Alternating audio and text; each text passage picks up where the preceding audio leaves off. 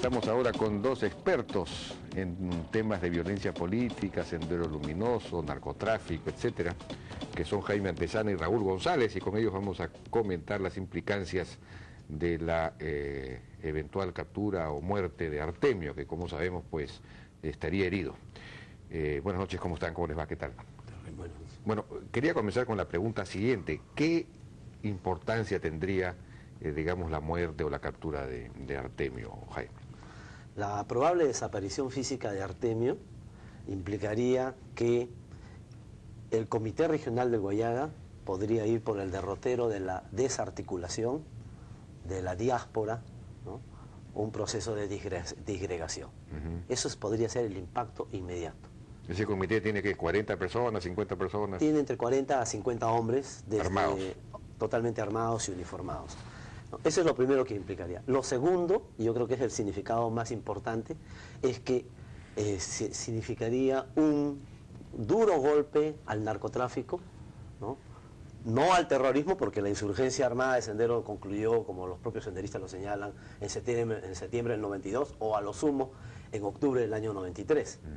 Entonces, es un golpe al narcotráfico, porque esta estructura armada está articulada al procesamiento, al transporte de la droga, al acopio y la venta, y también a la protección de las cargas de droga que salen por otros, que lo sacan por estas vías de caminos de herradura. Entonces, es un duro golpe, no es un golpe a la insurgencia de Sendero, ni tampoco al terrorismo en abstracto, que en realidad hoy no sabemos qué es, ¿no?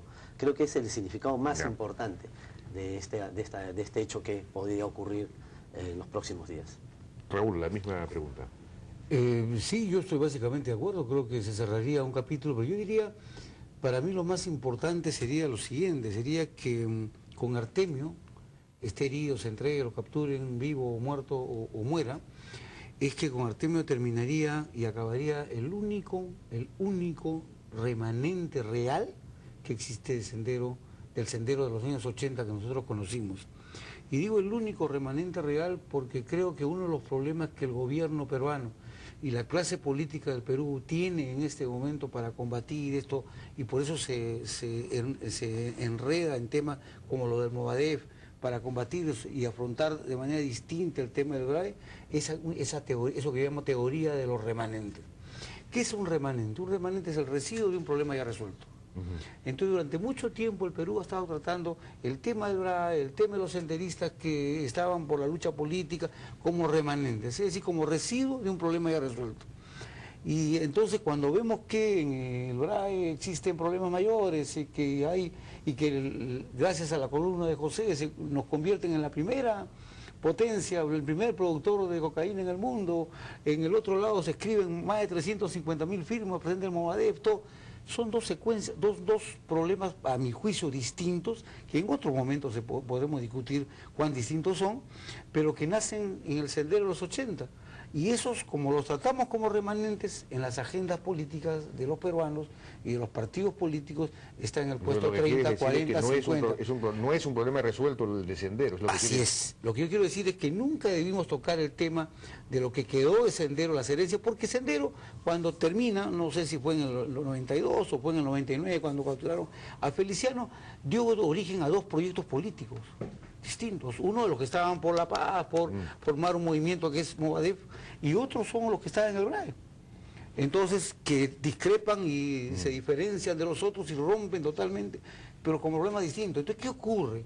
Lo que ocurre es que hoy día en el país tratamos esos dos problemas que nos abordan y a veces parecen que nos hackean, los tratamos como si fueran problemas que se traen de atrás, y en realidad son nuevos proyectos. El proyecto de una columna armada como la de José, y Jaime lo sabe bien, y lo expone, y expone su vida, y expone todo, cada vez que lo trata, ese tema de José y su columna es un problema distinto, que puede hacer peligrar la propia democracia, pero no lo tratamos así, lo tratamos como el remanente, o sea, como el residuo de un problema que ya fue resuelto. El tema de Movadef son 350.000 firmas, pero dicen, hay falsificadas, sí, seguramente 100.000, pero 250.000 y expectativas y crecimiento, tenemos que tratar esos temas. Yo espero, y con chiquito, yo espero que la captura, la caída de Artemio, que nos elimina, podría eliminar el tema del remanente, porque eso sí era un remanente, ese sí era el residuo de un problema, del mismo problema, nos dé la tranquilidad suficiente para evaluar ahora sí, y con la moral alta, porque nos levantaría la moral al gobierno, a las fuerzas políticas, a la policía, a todos, sería muy bueno. Dice Jaime Antesana que es un duro golpe al narcotráfico, la caída, sería la caída de Artemio. Sí, no, pero lo podemos discutir después, ¿no? Porque tendría otra... A ver, yo quiero Sí, decirlo así. Jaime.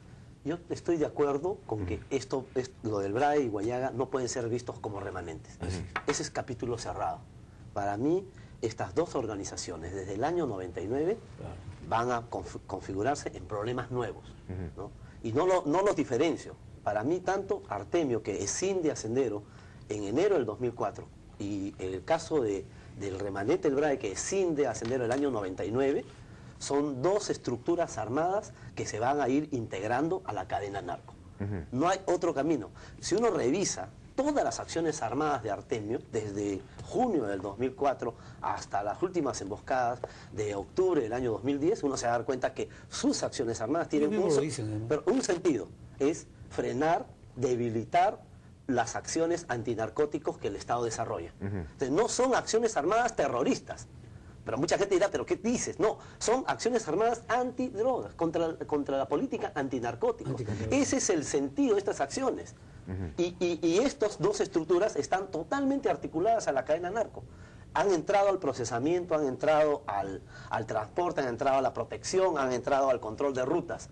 Uno más que otros, pero han entrado. Pero entonces los narcos los van a reemplazar por otra estructura armada. Pero por supuesto, por eso digo, este es un golpe al narcotráfico. Pero el narcotráfico del Alto Guayaga... Van a traer sicarios de alguna parte, van a contratar... no necesitan traer de algún... O van a formar sus propios sicarios. Por supuesto, ya lo existe. El año pasado, un registro que he hecho de enfrentamientos armados, son 5 enfrentamientos armados. Y uno de ellos se ha dado con un grupo armado de 20 hombres que tenían 2.000 municiones, granadas, Galil y AKM, y se han enfrentado con la policía.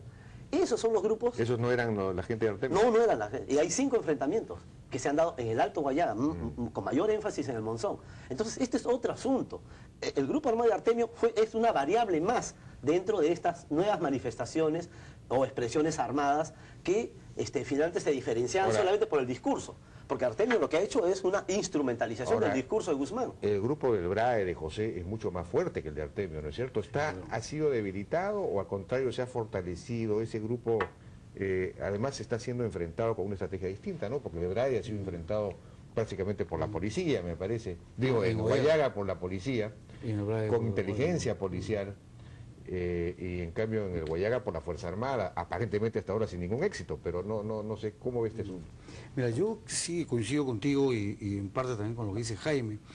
Yo creo que una eventual caída de Artemio o desaparición de Artemio, sí pues es un golpe al narcotráfico, pero al mismo tiempo es un reto del cual tenemos que estar conscientes desde ahora. Es decir, yo creo que sería muy importante, pero muy importante, pero hay que tomarlo igual con serenidad.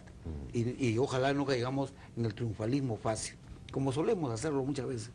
Porque, como tú has dicho, si el narcotráfico toma a la gente de Artemio como sus sicarios, hoy día se va a quedar sin sicarios. Entonces vendrán pues 2 colombianos, un hondureño, a la gente que dice Jaime, etcétera. Y lo que ocurre es lo siguiente, que el nivel de crueldad y violencia sería muchísimo mayor, porque estos todavía, por oportunismo, por engañar gente, por lo que uno quiera, tienen un discurso político al lado. Puede ser, como dice Jaime insistentemente, una cobertura para sus labores con el narcotráfico, seguramente, pero tienen el discurso político. Pero eso no los define. Eso no, estamos hablando de la formalidad, de cómo actúan. Entonces, ¿qué va a ocurrir?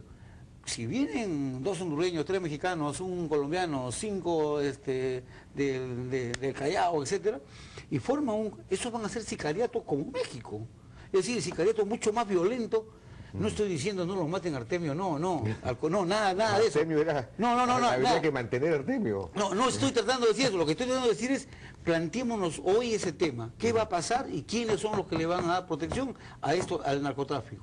Ese es el nuevo tema, porque entonces los niveles de violencia, si nosotros nos cruzamos de brazos y comenzamos a celebrar y a dar voces triunfalistas, nos van de un momento a sorprender y vamos a tener una violencia mayor. Hay que ser serenos, y no estoy tratando de alarmar a nadie, simplemente estoy diciendo, trabajemos el tema. Tenemos que ir, si me permiten, a una pausa y regresamos con Jaime Antezana.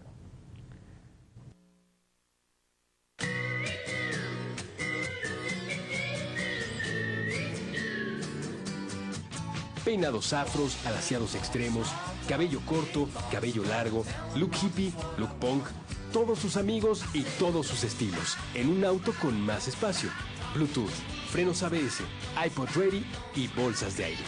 Nuevo Nissan Versa, innovación que mereces, innovación para todos.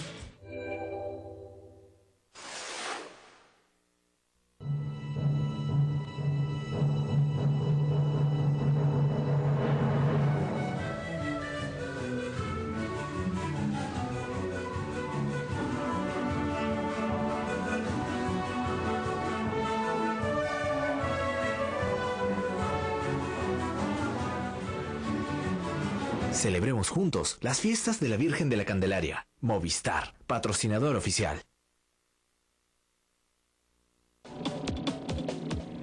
Bien, decía entonces Raúl González que el sicariato que reemplazaría a la columna de Artemio podría ser mucho más violento. Jaime, ¿cuál es su opinión? Yo creo que ese proceso ya empezó, ¿no? Desde el año 2004 hay enfrentamientos armados en el Alto Guayá, en el Monzón y en la zona de Leoncio Prado, en pozas de maceración, en rutas de la droga. Yo tengo un registro minucioso de estos enfrentamientos. Pero desde hace 2 años ya empiezan a reproducir el estilo mexicano. ¿Qué quiere decir esto? Hombres con armas sofisticadas, ¿no?, que están protegiendo cargamentos de droga y se enfrentan abiertamente con la policía. Eso no hacían antes. Antes hacían acciones de contención. Claro. Ese proceso de mexicanización no va a necesitar que vengan mexicanos al Perú, ni hondureños, ni nada. El Perú tiene una historia muy larga de narcotráfico, tiene 50 años de narcotráfico, con un boom que cubre 15 años, es decir, los 80 hasta el 95. En consecuencia, el Perú tiene un narcotráfico muy, muy importante, un poder económico, una presencia en la política e instituciones, ¿no? Entonces no va a necesitar. Tenemos nuestra propia dinámica del narcotráfico, va a ir generando sus estructuras armadas de protección. El año pasado han ocurrido 13 enfrentamientos armados, 5 de ellos en el Alto Guayaga, otro en Madre de Dios. Bueno, aquí lo que se desprende es la necesidad de atacar al narcotráfico como tal, digamos, reducir lo que ya hemos hablado siempre, pues la cadena de insumos químicos, el lavado de activos, una estrategia integral. Mira, lo novedoso de esto es que el tema de la desaparición de Artemio y eventualmente su organización nos pone con el tema de fondo que es el narcotráfico ahí. Claro. ¿No? Muy bien, todo el mundo cree que ya desaparece la violencia. Mentiras. Ese es un factor importante, la violencia, pero el otro es el que viene de los ajustes de cuentas, de los enfrentamientos armados, que se van a intensificar si es que hay un combate frontal al narcotráfico en los diversos aspectos de la cadena del narcotráfico. Ahora, el tema del BRAE. En el BRAE está José, que ese sí permanece intacto o se ha reducido. La Fuerza Armada, el gobierno sostienen que el área de acción de esas columnas importantes, José, que era mucho más grande que la de Artemio, ¿no? Son 200 hombres, creo, armados por lo menos, no lo sé. Que el radio de acción se ha ido reduciendo, pero no lo sé. Hay una última acción, me parece más bien fuera del área, ¿no? Sí, yo creo que ahí hay un problema que comienza con el problema de diagnóstico. Creo que no estamos abordando y no se ha abordado bien el tema del BRAE. Y no se aborda porque dejo elementos con cargo a que en otro momento podamos conversar estrictamente sobre el tema, pero allí en el Valle del Río Apurímac y lo conoce bien Jaime, se han producido un conjunto de acciones de las Fuerzas Armadas. Todas ellas intentaron empujar a los, ¿cómo se llama?, a los productores de coca y a Sendero, a la columna José, empujarlos hacia el N y hacia Vizcatán. Lo han conseguido más o menos, pero ninguna de esas acciones militares toca el tema de fondo, que por dicho separado tampoco debería tratar de tocarlo, o tienen por qué tocarlo los militares, que es el tema de la problemática social y económica. Y todo el mundo sabe que en el BRAE las 160.000 personas que viven ahí viven directa o indirectamente de la economía de la coca. Y eso es algo que no se toca y no se aborda. Vive de la economía de la coca y además se creó un plan que se llamó Plan BRAE, y que yo creo que estuvo mal concebido y sigue mal concebido y nadie hace nada por corregirlo. Nosotros queremos conseguir resultados distintos, pero seguimos haciendo lo mismo. Yo les digo, simplemente para poner dos temas como pincelada.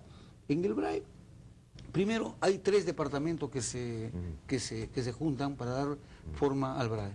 Cusco, Ayacucho y Junín. 3. De los 3, de los 3, tienen ellos distritos que contribuyen para formar el BRAE. Pero estos distritos tienen ingresos diferenciados, porque no hay un presupuesto global para todo el BRAE, sino hay presupuesto diferenciado por distrito. Los 2 distritos que pertenecen al Cusco, que son Quimbiri y Pichari, tienen canon minero. Y al frente, los que pertenecen a Ayacucho, no tienen canon minero.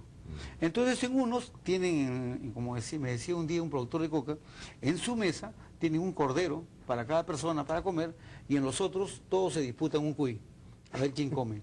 Eso es, ¿quién nivela eso? El narcotráfico. Porque los niveles de ingresos entre los distritos, el otro día 80 millones un distrito, 2 millones otro, esa es la diferencia. Y eso nadie tiene cómo subsanarlo. Segundo, tú sabes, porque tú has sido parte de esa historia, que en el BRAE los productores de coca del BRAE fueron los que con las DECAS, Defensa Civil Autogestionaria, fueron la vanguardia, digamos, de quienes empujaron a los senderistas a abandonar el campo y con eso perdieron estratégicamente la guerra. Esos, decían, con los militares tenían un enemigo común en los años fines de los 80. Fines de los 80, no estoy hablando de la época de 90, no, sino fines de los 80 y los 2 primeros años de los 90. Y con la Fuerza Armada tenían un enemigo común, Sendero.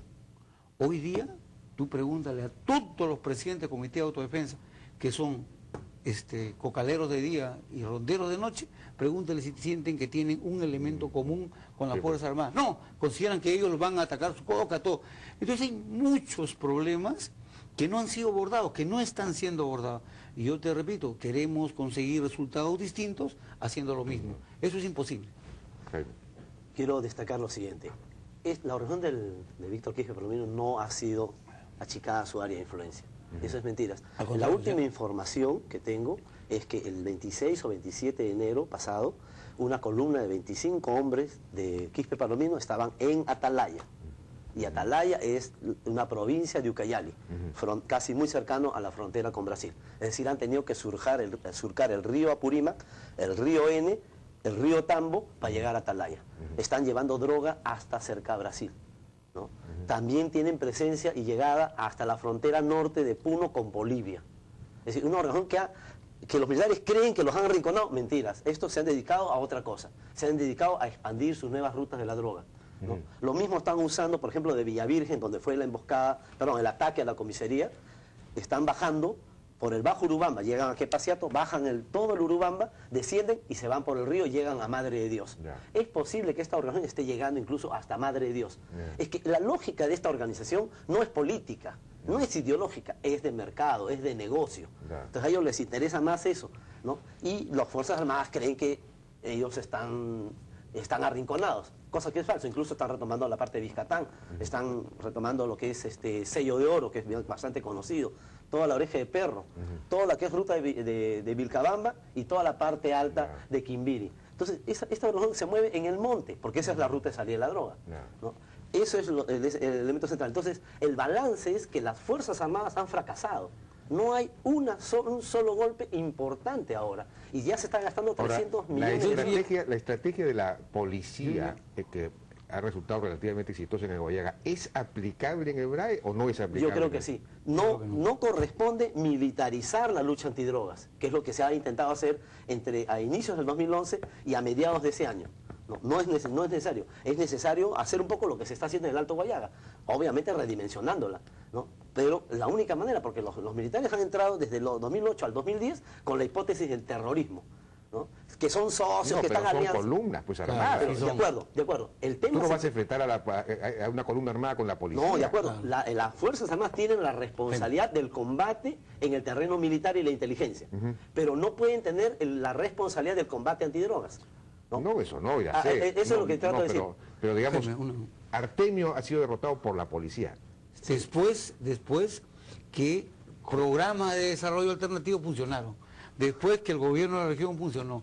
Aquí se quiere el terrorismo con los militares, la droga, dice él, con los policías. Pero si no hay programas sociales, si no hay programas alternativos reales que funcionen, Pero parece que si el quieren Estado hacerlo no también. puede, quieren. Por eso te digo, Pero quieren. es cierto eso que mencionabas, que hay son tres Tres departamentos. Entonces, Y con es una zona descuartizada. Así Entonces, es, así es. Quizás habría que hacer una especie de provincia, Exactamente, una provincia región especial. Porque para el Cusco, Pichari y Quimbiri no son prioritarios. Pues. Para Ayacucho tampoco es la provincia, los distritos tampoco son son prioritarios. Oche, Guasibia no son prioritarios. Y para Junín tampoco.